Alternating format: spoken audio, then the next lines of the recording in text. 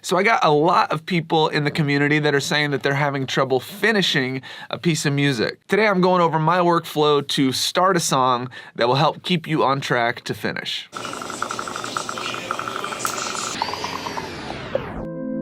What's up, friend? Lennon here with soundandpatternsmusic.com. If this is your first time here, welcome. Thank you so much for being here with this community today. This channel exists to give musicians the tools they need to get more gigs, connect with their 1,000 true fans, and ultimately grow their art from passion to profession. We're back in the studio today, and we are talking about a music hack that I use all the time to make sure that I am working to actually finish a tune. So if you've been following along with the first few videos of 2019, you know that the big thing we're talking about this year is reaching your 1,000 true fans. To reach our 1,000 true fans, I think we need to be making great music and actually putting out as much great music as we possibly can.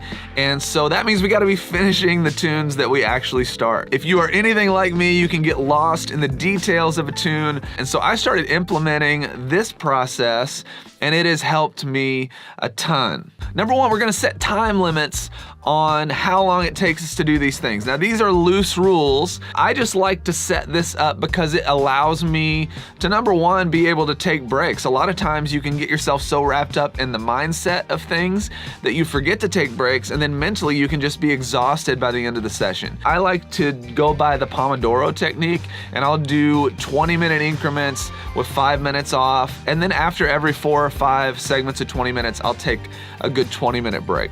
Number two, we are going to start with the end in mind, and that's gonna allow us to know just kind of where we're headed. It's gonna give us somewhere to shoot for.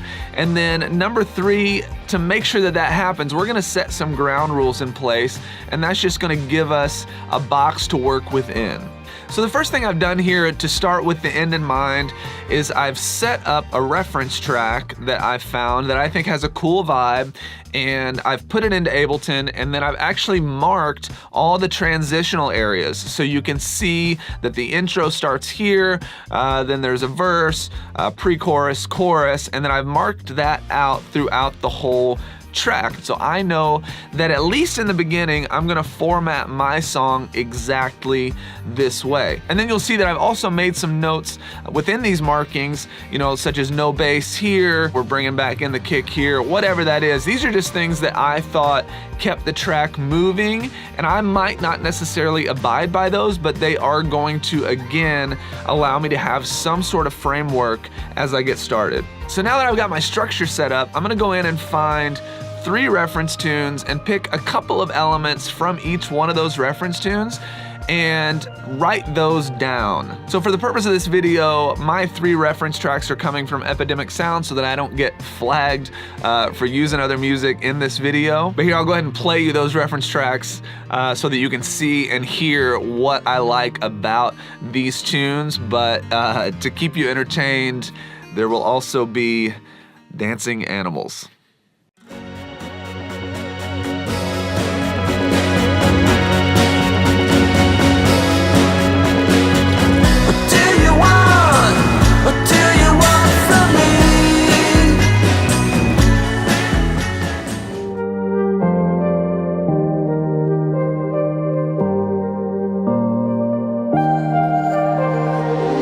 Someone told me this ain't love. There's no way you get into my heart.